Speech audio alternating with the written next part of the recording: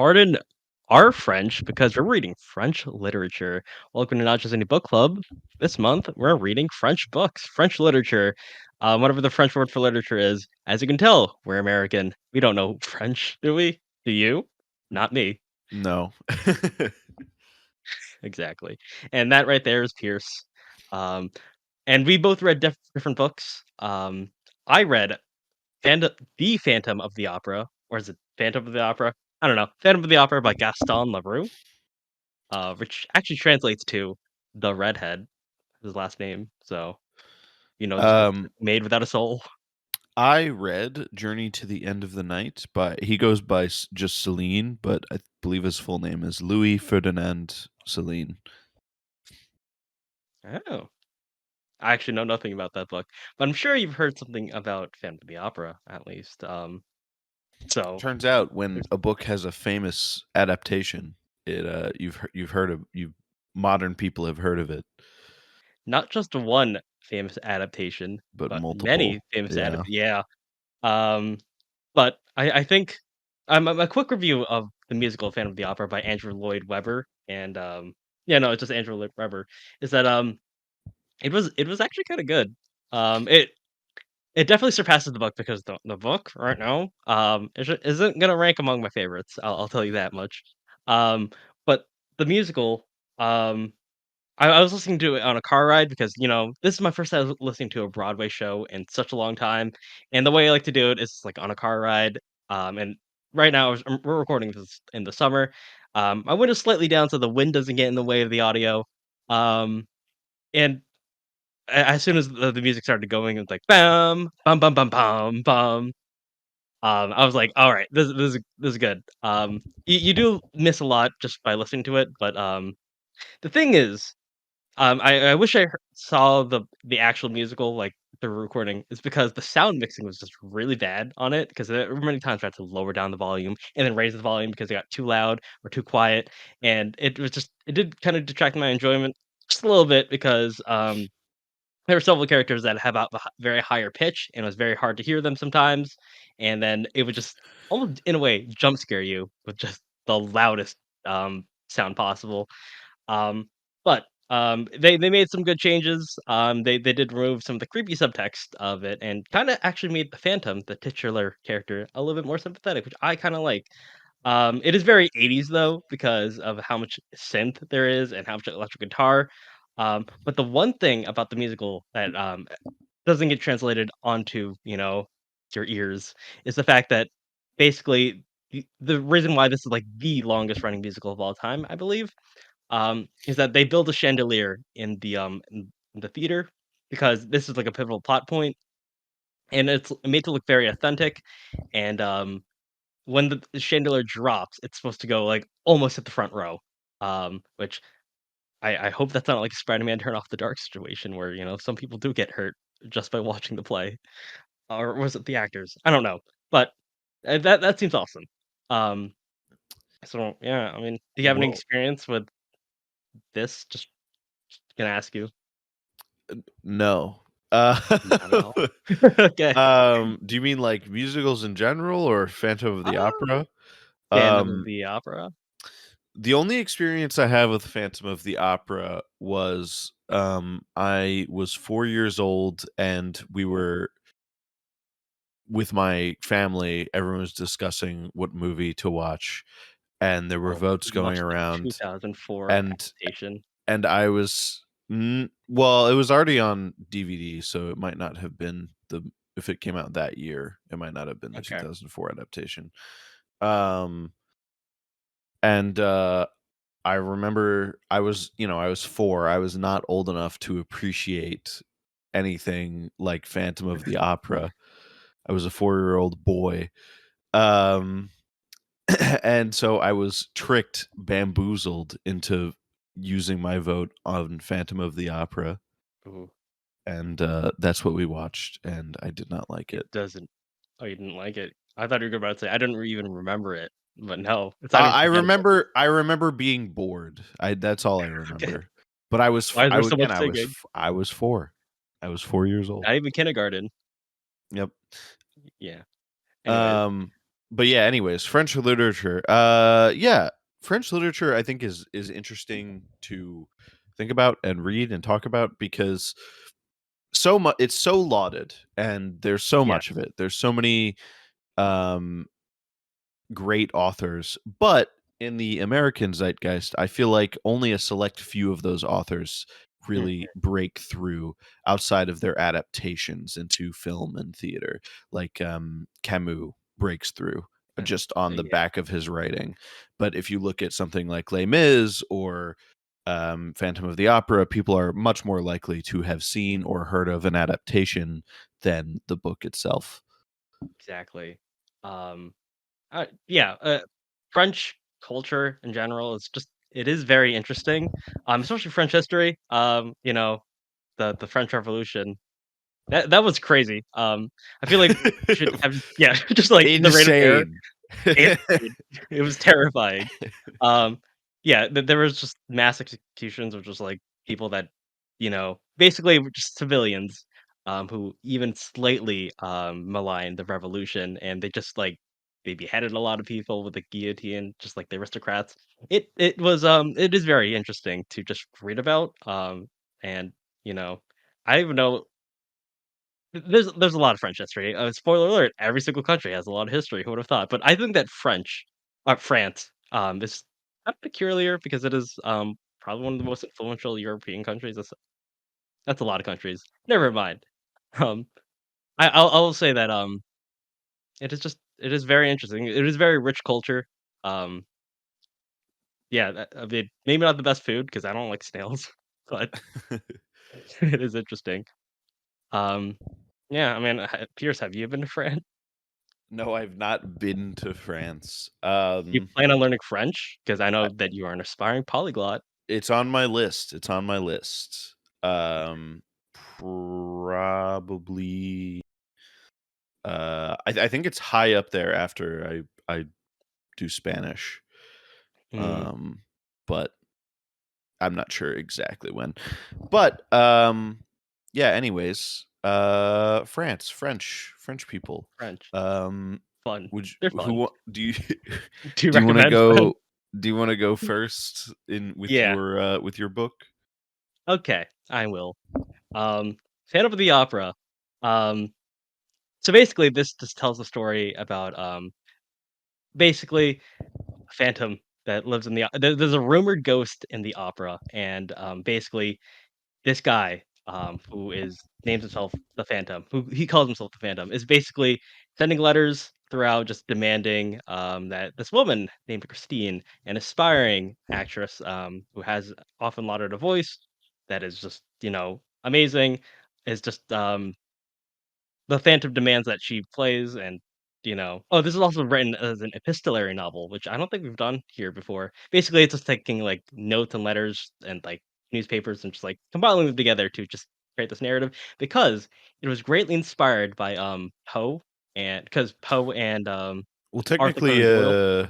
the I don't not every Lovecraft thing was like that, but wouldn't Call of Oh, Cthulhu count as that? yes. Yes, I think so too because, I think it is written post hoc, as in, like, it's written after the fact, and then he's writing letters, and he goes insane Mhm. at the end or something like that. So I think that that actually does apply. So yeah, basically, um, the Christine, is just, like, got replaced, to be in this musical. I think it was Faust, actually, so there was that too. Um, and essentially the Phantom says, "You must get Christine onto the stage or else." And Christine has some history with this Phantom because, she hears this godly voice, this godlike voice, in a dressing room that's giving her, voice training singing lessons, and it is heavenly. Um, Apparently, this was meant to be a mystery, but it's kinda obvious. It's the Phantom that's, like, living within the walls. Um, and basically the Phantom, I think his name is Eric, just essentially, falls in love with Christine and just wants her to succeed, so he basically just devises a plan, to just essentially live in the opera, not because of Christine, but just live in the opera and try to make things go her way. And it is very interesting as to like how that plays out. Um, and essentially, they ignore the request, and Christine goes. Christine is not on stage, and I think it's just another woman, who is a diva. She's like a prima donna. And then once that happens, the Phantom threats were true.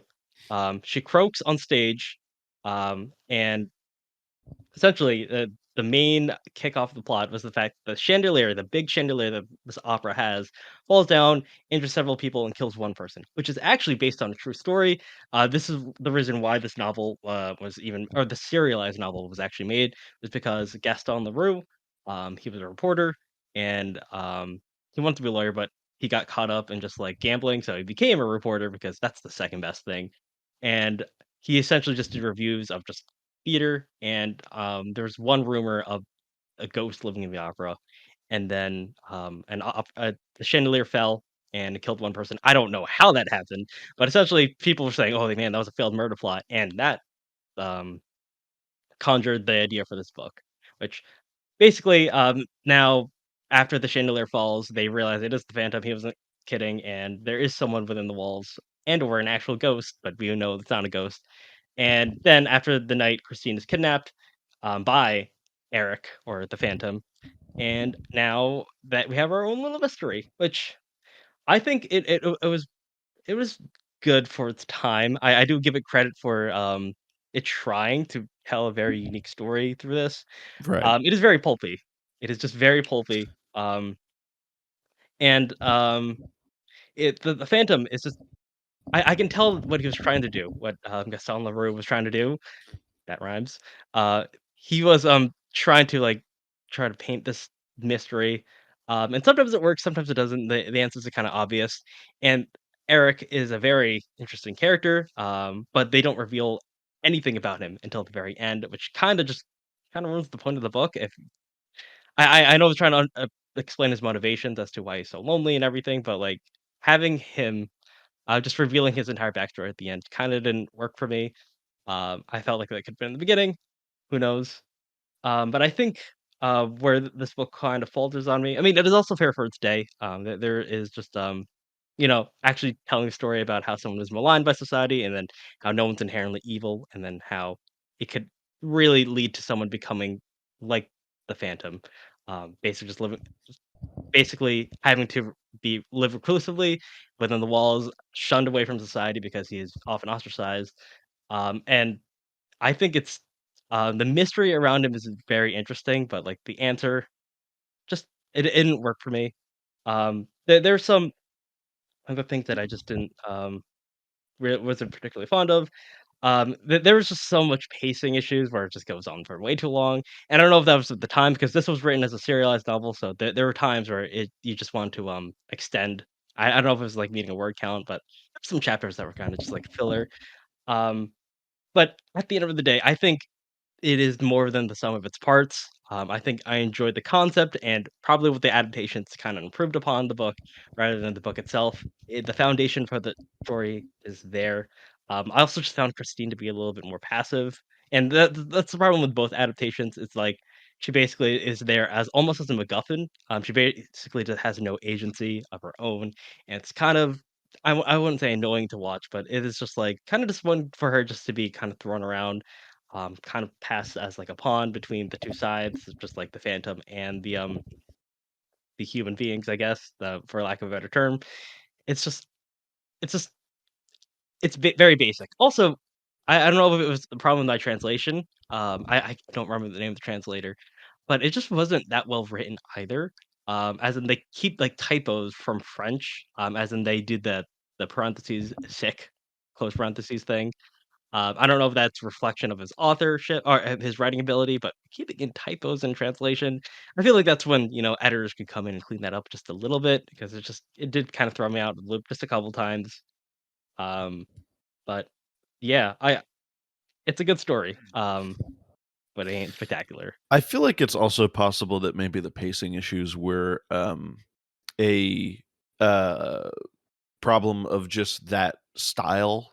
I Yeah, I do find that, like, if a story is told in, like, letter or, like, newspaper or some, like, written recounting of events format, uh, the author often, and it makes sense because of the format, the author often feels the need to, like, pad because it's the way that people write events sometimes. Sometimes things are, like, more Dickens. important to, you know, X or Y person than Mhm. they might be to the story overall. Yeah. Um, and so, like, it makes sense, but sometimes I feel like that format, like, it kind of. It it it comes to its detriment, I Yeah, guess. right. Yeah. Um, you've seen it done well, like in Flowers for Algernon, but sometimes here it's just like I don't know. The play does try to fix it up by, like, putting it as a framing device, like, as a flashback, by having the opera be sold off because, it tells the events of the story, kind of like why the opera is being sold off, which I think kinda works better. It is a good translation of the medium. I kinda wish it was done, like, that way. And also, it is not done entirely epistolary because there's some sections where it's, like, in a narrative. But they introduced this random character, I think called Persian, just randomly at the end, and then he tells his account. There's no build up to him. He's just like he's there for the ride. I did find it interesting that the Phantom is almost written like a supervillain. Like he does all these impossible things that are kind of hand waved away as just he's just very intelligent. I think this almost kind of like the prototype for just like building a supervillain with an evil layer or something like that, which I think it's cool. I mean, there are aspects of it I like, but I just walk away with it just, like, not feeling much affinity towards it. I think it's probably the musical is the more definitive version, or maybe even the silent film, I don't know. Yeah, and that's what I was also gonna add. I think it's not helpful that, there's adaptations that have done the story as good or better in a different Yes. format that maybe doesn't even take as much time to, um, indulge in, enjoy. Yeah, yeah. So It ec yeah, it eclipsed the popularity of the novel because 'cause I'm pretty sure now most people don't even know The Phantom of the Opera is actually a novel. I guess the layman probably doesn't know. Yeah. right, right, right. Yep, and that's all I gotta add about that.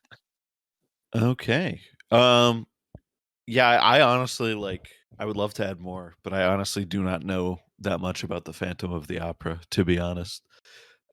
Um, Yeah. like I said, my experience with it was, from what I can remember, being bored at 4 years old. So Okay. I don't have any personal experience with the story. Um, I guess, like, let me just ask you this. What would you say is probably, like, the most important themes? Oh, well, okay, so basically, this is the critique on French society.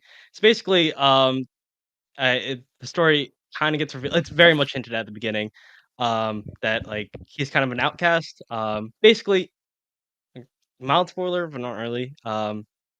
The Phantom, Eric, he was a genius, he was a brilliant person, he was a polyglot, he's very rich in culture and everything, but then he got injured, and, or was it a birth defect? I don't know. Um and essentially, French society just outcasted him. He's never been kissed because not even by his mother because of just like how ugly he was. And yeah, so it was a birth defect. So basically, everybody just like kind of shunned him and made him out to be a circus freak. And essentially, that just kind of made him go insane. But like he was very brilliant, and you could see that there's bits of compassion about him. Um, and I think this is what is really tying the novel all together. And then once the more of the story gets revealed, more people take pity on him. It's like, "Wow, we caused this. Damn." And I think the last line of the novel is just, like, revealing, like, "We should not have done this. We should be treating people better." Is he really to blame for, his actions? Um, I don't know what it was like, but I know probably in the early 1900s, they weren't treating people with, you know, defects or I don't like, people that look deformed, very kindly. Um so I'm assuming this is the kind of big critique on that, because I know the Victorian era, and I know this in Britain, they often put people that with, birth deformities in just, like, cages and then, human Right, yeah. zoos or thing. Yep, yep, yep. So, I think this is kind of an indictment of that, aspect of really just human culture. It's not very unique to French culture, just like it was everywhere and it's not something we should look on fondly either. Right, right. Okay. Well, I'm glad that we that we doubled back on that to be more specific about the themes. But yeah, I guess I'll talk about my book. Journey to the End of the Night, Celine. This is Celine's most autobiographical novel. He drew on experiences in he was in the French military during World War One. He spent some time in colonial Africa. He spent some time in the US, I believe, as an officer. And then he also spent some time practicing medicine in France. So he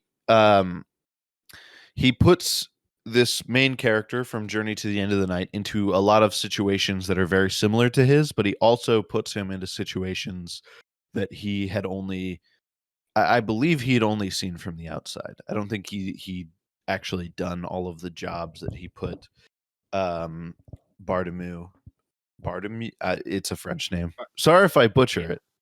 Pardon our Uh, French. yeah. Um I don't think he was actually in all of the situations, all of the jobs that he puts his main character in, but he was in all of those places at one point. He kind of went on a similar life journey in terms of like where he was in the world and what types of things he was doing. But basically, this novel is kind of an odyssey of sorts, kind of a just like a life journey.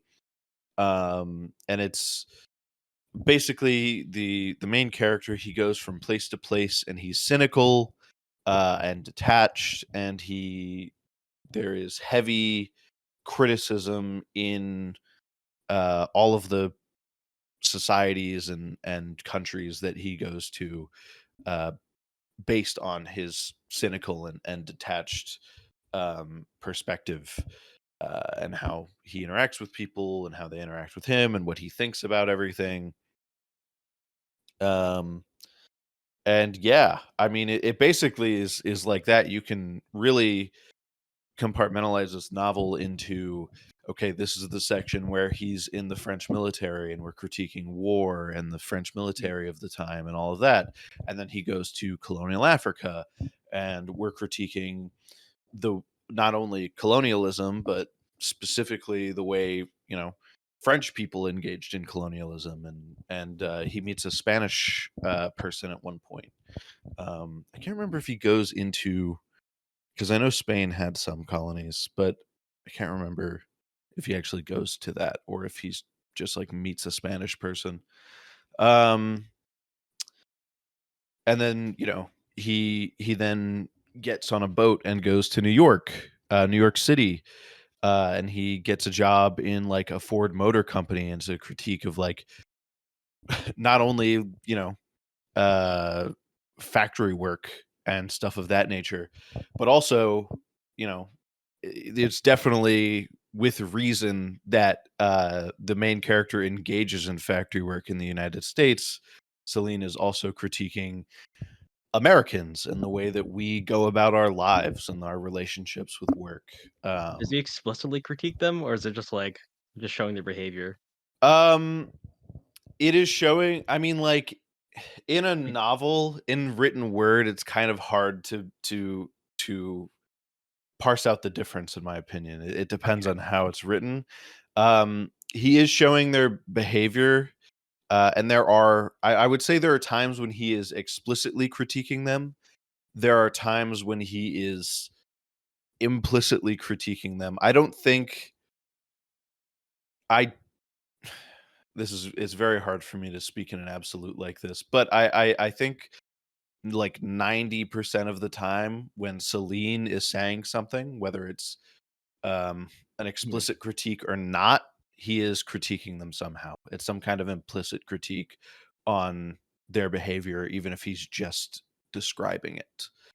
I remember thinking about it. I remember there's this one time where the main character, he gets a room in New York City, just after he arrives, and he's just describing. He's like looking out and he sees like people in the other windows, and he's describing like how they come home from work and like their nightly activities, and they just like get ready for bed, and then they don't engage in um very much uh Evening loving prayer? activities Okay. with Oh, their partners. Um, completely different. right. They're not engaging in those. They're not. I think he does mention something about them not going out for the night and enjoying things like bars and Mm, shows and stuff like that. But the thing that really stuck out to me was that he was talking about how they don't engage in activities with their partners at home like people in Europe did, and how they just like get ready for bed and then they get up and go to work the next morning. Um, and I don't remember. I mean, like, yeah, it's pretty much a lot of it is said with a critique in mind, even as he's like describing people that the main character has entered into relationships with. A lot of it is kind of critiquing even the idealism of the main character at some points, where he dates in his younger years, he dates an American who's, I think she's a nurse or something like that. She's in the medical field, I believe. Um, and I think he thinks at one point like, oh, all the women are like this in America. oh, Like, like this is what Americans are like. And so because it's told from that main character's perspective, we're not getting an explicit critique of anything, but we are getting kind of an implicit critique on um like idealism and what we okay. think of what certain cultures think of other cultures based off of like limited experiences with them. There's a Mm, lot of depth to this book. yeah. Um I do have another question. So is this uh-huh. so it seems to me that this book's kinda like a thinly veiled, the main character at least is, again, a thinly veiled, self-insert fanfic. Not a fanfic, but, Not like, you know what I fanfic, but mean. yeah, Yeah. self-insert for sure, yeah. So, is this book considered a roman à clef? If you know what that is? Yes, I believe so. I don't think I've seen it called that in the research I've done, but We should explain what a it roman à is clef it is. is always whenever people write about it, they call it a semi autobiographical work. Okay.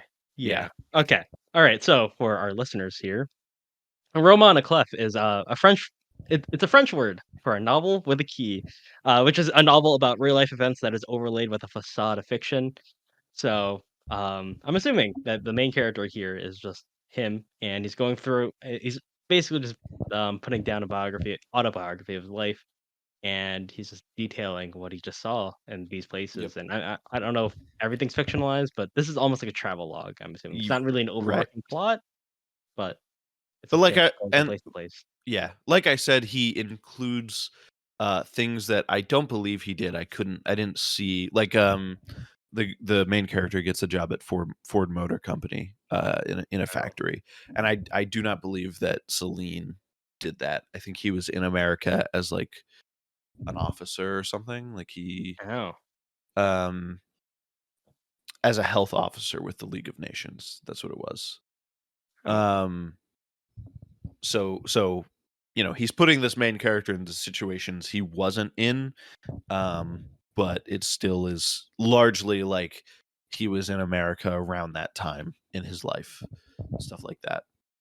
Interesting. And so he was seeing the factory workers and the people coming home from work and going to bed and then getting up in the morning and going back to work. Hmm. But yeah, so there's the parts where we went French military, colonialism, the United States. He eventually goes back to France and he starts a medical practice. Um, he oh, it's this part is really interesting where he starts up this medical practice in a suburb, and he he's like medicine is really hard because you either go after you either try and help the people who don't need it, who could pay anyone for their help. This isn't exactly what it is, but it's similar. Um, or in my case, like, you help the people who really need it, and uh they don't have the money to pay you. And so I believe he basically like had a bunch of IOUs, like the whole a lot of the suburb was like indebted to him. Not and he wasn't going to like push for that money, but they technically owed him money because he would offer his services, and then they wouldn't be able to pay, they couldn't afford the medical services he offered. Hmm. Um but he still continued to practice medicine in that area. Um and then there's like a lot of stuff I feel like that happens towards the end very quickly. He kind of gets involved with uh he gets involved in his practice with hopeless cases and stuff like that. And then one of his patients wants a relative committed to a mental asylum, but he refuses to help them because Oh, she doesn't need to go there. And his longtime friend, who he kind of crosses paths with time and time again, takes a job to kill her oh, since like a Bartomeu hitman? won't. Yep, since Bartomeu won't put her in a mental asylum. It blows up in his face and he's blinded. And then the rest of the story kind of, their paths have crossed once again, and they kind of stick closer together. They separate one more time, but in terms of like, I don't know exactly how much time passes, but in terms of pages, the separation is not that long. I think that's what it is. Uh, Did but that yeah, happen in real life? Was that part made up? Did he actually I get a hitman? I think that part was made up. I'm Okay, pretty sure. I'm not positive. Um, just be- confessed to a crime. no, it wasn't him. It wasn't the main Oh, character. It was the okay, okay. friend that he Yeah, crosses paths with. Um, okay. anyway, the rest of the story is basically like he gets a new job at a mental asylum, and he's doing really well there, and then his friend comes back into his life and he's like, I'm trying to leave this girl who cared for me. I believe it's the one who hired him to kill her like family member, her grandmother or whatever it was. um she's like, I don't like want to be with her anymore or whatever. And so he gets Bartomeu to commit him into the mental asylum, and then she eventually comes and finds him. And there's a whole scene at the end which is crazy and feels really climactic, which is something I was gonna. I'm not gonna go over that whole scene at the whole scene at the end, because it's definitely something to be read. I don't think I'll be Mhm, able to describe it as well. But it's interesting that it feels so climactic because this book is not really one that builds to a climax as normally expected. It's like mhm, I've been talking about that. Like I said, you can really compartmentalize this whole book into different sections, and there are overarching themes, but there are also different themes for each section, and so it doesn't really build to this like climax at the end, and yet here it is. It's this big climactic fight between him and his friend and their significant others, and um it's yeah. I think it's really interesting how he works that back in, even though the structure of the book makes it seem like it wouldn't be like that. Maybe there would be Never a get asked to climactic again. moment where the main character realizes something, um, but it's pretty it's more bombastic than that. It's not super bombastic, but it's a big fight. So I'm sure Um, that's made up, right? Right. I don't know exactly what parts are made up. It was hard to find, like it was hard Yeah. for me to find, like, exact details of his life, like, what parts were maybe Mhm. it exists out there and I just missed it, but it was hard for me to find exact details, like, which parts of the book were made up.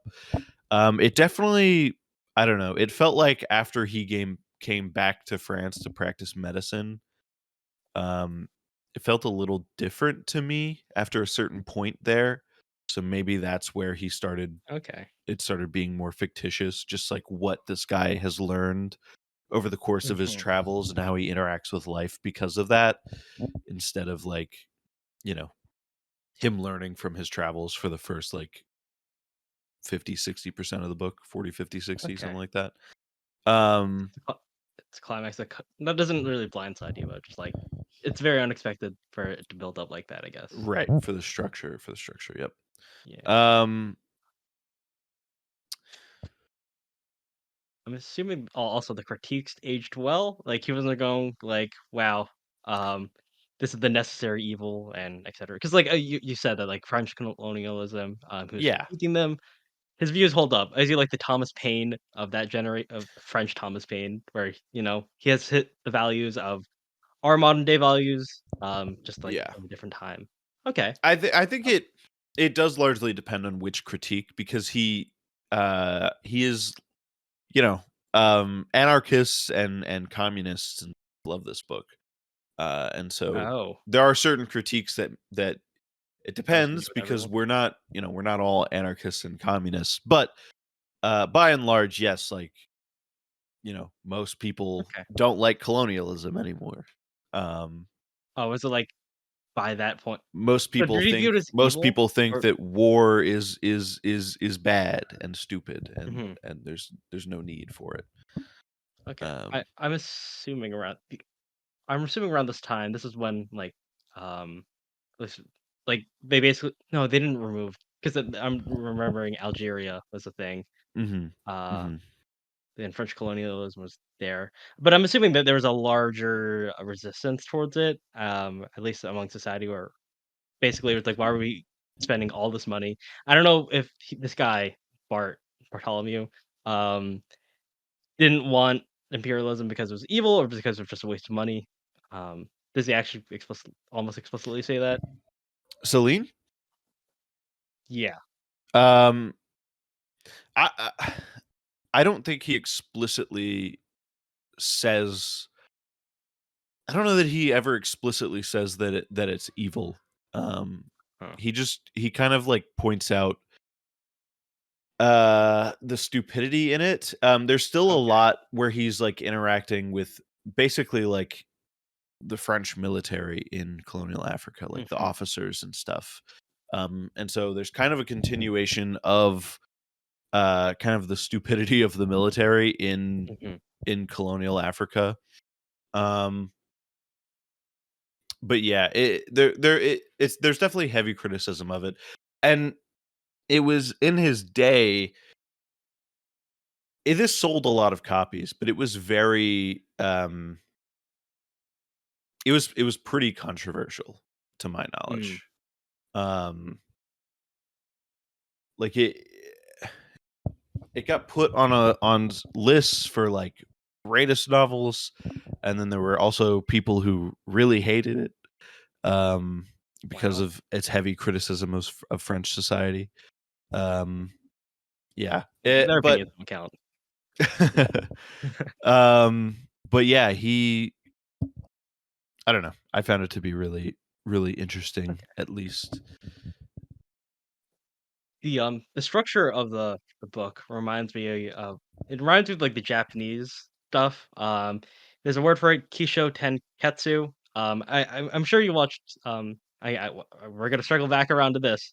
My Neighbor Totoro, where it's basically just very Yo. very nothing very happening.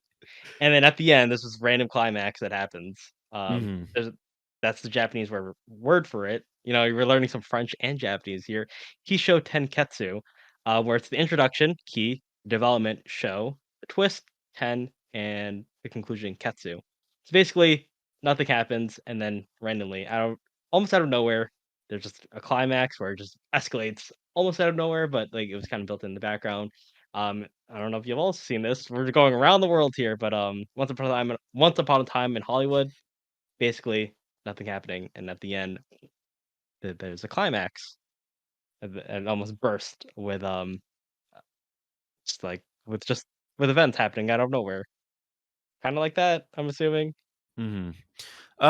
Yeah, I would say like that. I even think in, there's more build up to the climax in My Neighbor Totoro than there is for this. Wow. Um, I mean, there's some build up, don't get me wrong, like, the when he starts practicing medicine in France, eventually you're introduced to, um, this family who wants that grandmother, uh, put away in a mental asylum, and from there it builds towards this climax. So there is some build up, but My Neighbor Totoro, the climax had to do with like the mother who was dying, right? And that was introduced right at the beginning of the movie. Anyways, yeah. So for themes, obviously there's criticism, from period to period, um, from journey to journey, whatever part he's in. Um, but there's also, I would say, probably the biggest thing that was like kind of in my face is that the world like hates you. It's like Mhm. very hostile. Interesting. Um and so it's kind of this, the Bartomeu is, he's trying to survive in a world that is like at every turn trying to like, you know, it's hostile towards him. I don't know how else to say that. Um he there are parts where it's like when he's living in the United States, and he gets that job at Ford, he hates the job, right? Mhm. But he's in love with, a prostitute there. Um, and it's kind of like, I understand that he hates the job. Maybe this is the American coming out. But that one feels like the most kind of on him. Mm. Um, he could kind of, that's kind of the thing, like, everywhere he goes, it's a give and a take. I guess that's kind of where we're going, because when he goes back to France and he practices medicine, and the take is that he likes that more than, like, working in at a factory or whatever. But the give is that he's having to ask for money from people who can't really afford his services. Um, so I guess maybe that's that. Then the give and the take in America is he hates the work, but he like truly loves this woman that he met over there. Mm. Um, and so to go back to France and do something he likes, he has to give her up. Um, Oh. maybe I talked my way back into, uh surviving in a hostile world, in every location. Um,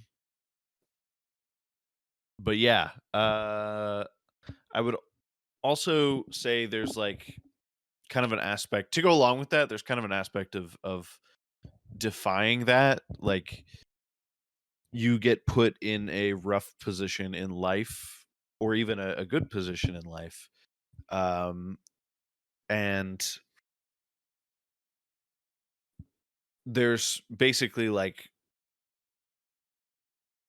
strength to be taken in defying this lot that you're given in life.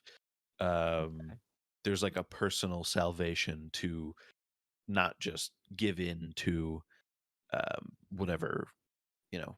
whatever your situation is, whether it's like you went into the military, or you went to colonial Africa and it wasn't what you thought it was going to be, or you got a job at Ford Motor Company and it wasn't what you thought it was going to be. Um, there is kind of an action you can take to go against that, the sinking feeling that you might be stuck somewhere you don't want to be. You can take action against that, and you can even defy it in the moment, in your day to day, in your thoughts, Hmm, um, and it gives you some salvation in your own mind, even if the world sucks around you. Um, yeah, very interesting. Yeah, I mean, that does sound like quite an interesting novel. Does go over some very interesting themes, especially for its time. I don't know if that's a sentiment I'm sure it wasn't as common then as it is now, but that well, is you got to think this is also like around the same time as Camus, oh, whose absurdism is not exactly the same sentiment, but fairly similar. And so I don't know exactly compared to Camus' like most seminal works this is, but it's like within 10 to 15 years for sure. Like it's very close, in the okay, grand scale of history. Um, so, you know, it, these kinds of thoughts are at least semi-popular in French culture, because I believe Camus sold pretty well, as a oh, writer and a philosopher, and I know that this book sold fairly well as well. Um, so these sentiments, if they weren't already popular in France because of at least those two writers, they are uh, spreading. okay, I also want to add real quick, just something I forgot to say, but it's kind of a side note, so I guess it doesn't matter. I did read. There was a thought I had at a certain point while I was writing it, or while I was reading it, this book, that I was like, man, this feels very like of the specific type of modernism that like Kafka also sits in. So I looked it up, yeah, and I was about to say other people have kind of shared that same sentiment, where it's like kind of dreamlike almost. Um, there's not really as much of a hyper focus on plot as much as like the experiences in different places and the critique of them. Um, yeah, it was. If you like Kafka, give this a shot. I didn't like it as much as I like Kafka, but I still enjoyed it, and it it's a is very high bar to be setting. definitely in the same vein. I, I would say. It's very Kafka-esque. Yes, it's very Kafka-esque. He did write before Celine, I believe. I think. Okay.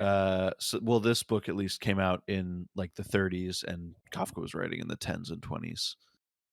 Oh, huh.